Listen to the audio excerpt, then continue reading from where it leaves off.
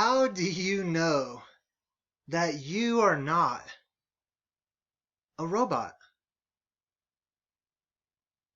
I mean, I think a lot of people have, if posed this question, um, well, maybe some people would feel insulted.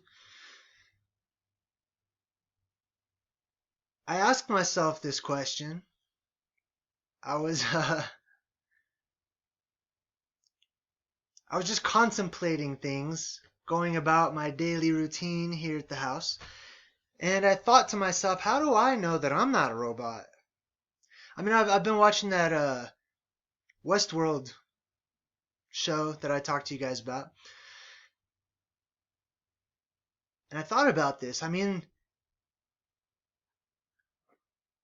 inside here, if I were to just rip open all this, what some of you call the meat sack or the robot, I mean, okay, let me get right to it, all right? That's not me. And so because I know that's not me, but I can move it, it means it's a vessel. It's something I control. Now there's parts of me, or there's parts of this vessel, of this body, of this outer shell, this robot, meat sack, whatever you want to call it. There's parts that are autonomous, like I've mentioned before. I mean, my heartbeat, various parts of this body are autonomous. They have a program to them. And like I mentioned in an earlier video, even the smallest, tiniest pieces, according to what they teach us about DNA and everything, are little factories, little robot factories. I have nothing to do with that, and yet I'm comprised of that. I'm made of that. Well, I'm not made of that. We always have to make a distinction, right? This body, this robot that I have found myself in, look, see, I can move it. I can express things through it. How awesome. Anyways, so I asked myself, how do I know I'm not fully a robot? I mean, how do I know I'm not, when I say a robot, I mean completely robot. As in, I have movement, but how do I know it's me inside driving? And I'm not on autopilot. How do I know that this body is not just on autopilot? And the things that I say or do or feel are not simply programmed reactions and automated responses to things. And I took this question that I asked myself very seriously. I don't just laugh and say, oh, of course I'm not a robot. Oh, that's ridiculous. Why would I be a robot? I mean, I'm a human or whatever. No, think about it. I mean, I have a sixth sense. And I think a lot of you... Hold on, I'll be right back. I got to turn off my air conditioner. Boom, I'm back. How fast was that? Awesome. Okay, so yes, I have a sixth sense, right? A sense beyond sight and hearing and all this stuff that's programmed into my brain, right? I have another sense. And the sense comes from somewhere I can't point to. That alone that's one reason why I have a strong, reasonable suspicion that I am in fact inside here driving this machine. So, yes, I have a sixth sense. I think there are people out there, or actually, I think there are robots out there that are on autopilot that have no vessel, have no captain of the ship. They have no one driving. And just like in this show, Westworld, some of them can be very, very convincing, especially in the character that they're programmed to play. So let me get back to questioning myself and what else did I ask myself? Well, I thought about I thought about I thought about pain, right? I experience pain, and but a robot can also experience pain. I mean, we program robots to be aware of certain things, right? So if I pinch my arm, it sends a signal or a pain in various degrees immediately up to my central processing unit where it says, hey, focus your attention on this area. That has nothing to do with being being in control on the inside, because robots can do the same thing. Robots can experience pain, just like in the show Westworld, right? These robots, I mean, if you shoot one of them, they're like, they're in agony, you know. Now their screaming and stuff is a response. It is a programmed response to the severity of focus on their body. Just like we have program responses.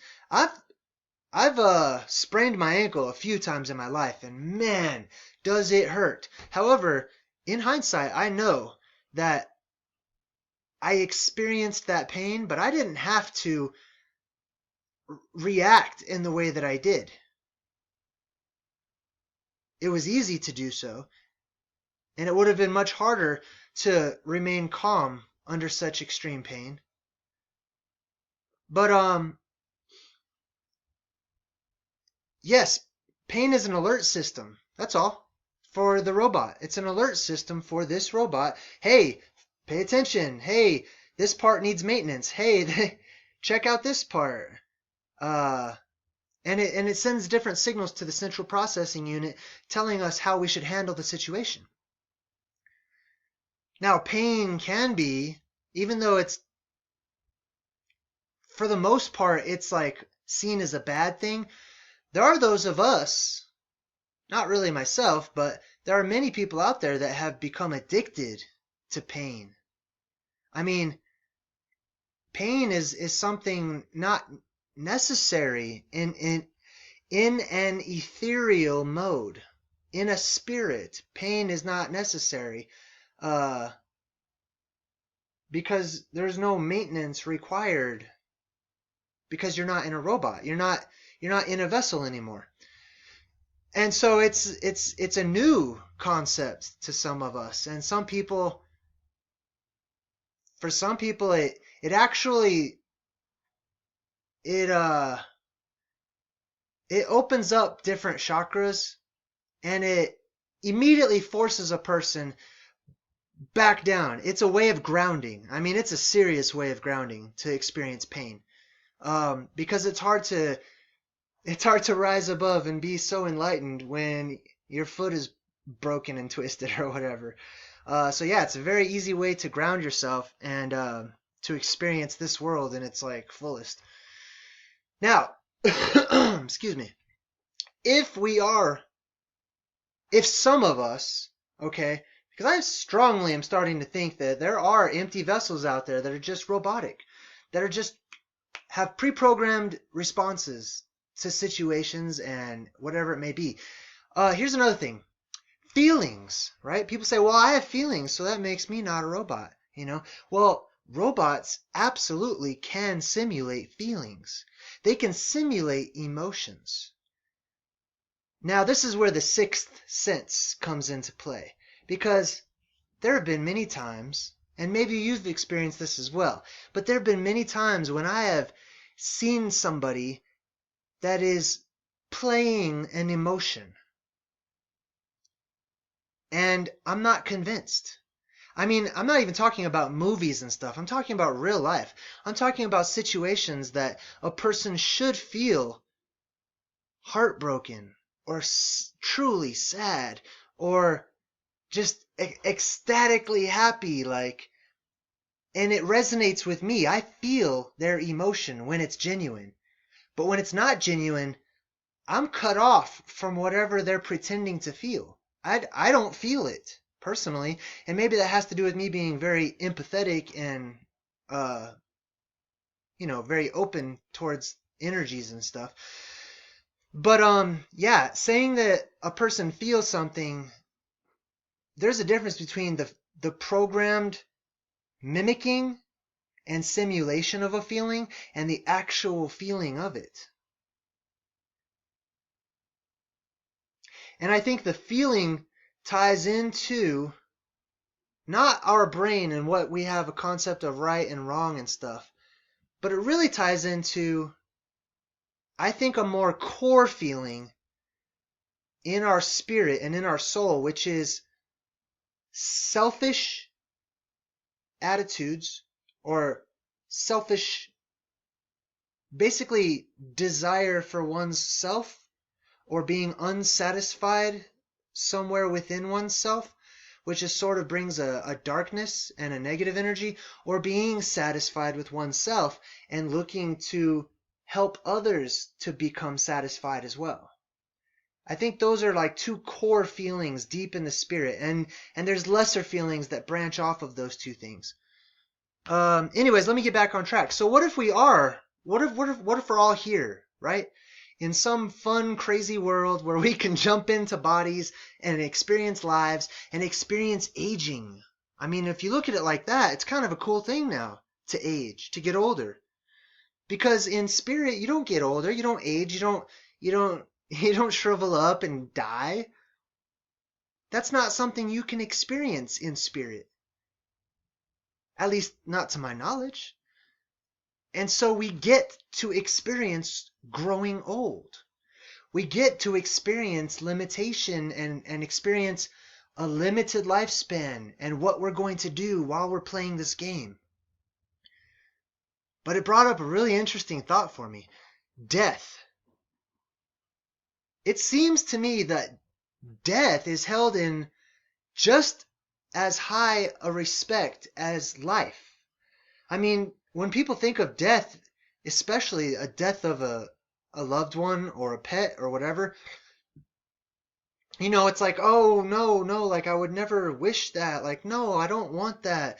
Oh, I'm so sorry to hear that. Oh, man. Oh, death. Oh, death. And I understand. Trust me, I understand. I know what it's like. However, if death is simply just shedding off this robot and going somewhere else in your core, in your essence, I mean, people will say, well, this is the temple of God, and that temple is holy, etc. And trust me, I know that too. But yes, if this is the temple of God, well, what does that make the driver on the inside? If this is the temple, this is just where I temporarily reside. This is where I live for the time being. Temples, even for like real gods, in Greece and Rome and everything, those were only places the gods stayed for a little bit. They didn't stay there their entire lives and never leave the temple. Just like I'm not going to stay in this crazy... I'm not going to stay in this. I mean, I'm thankful for the one that I have that I jumped into, you know. Um, and it's been fun, and it'll continue being fun until the game's over, or until it's time to take a break. But yeah, like now death sort of loses that strength that it once had and its importance, and like, oh, don't do this. Well, let's just say that someone was going around in a video game, like just shooting all the bad guys, pow, pow, pow, and they're just dropping left and right, pow, pow, pow. Like, there's no need to have a deep emotional connection to that, because in reality, you know that you're just setting those players free. I suppose I should be kind of careful with like how I'm trying to. I hope you get the point, all right? 'Cause, I don't want to create freaking jokers or whatever. Anyways, thanks for listening.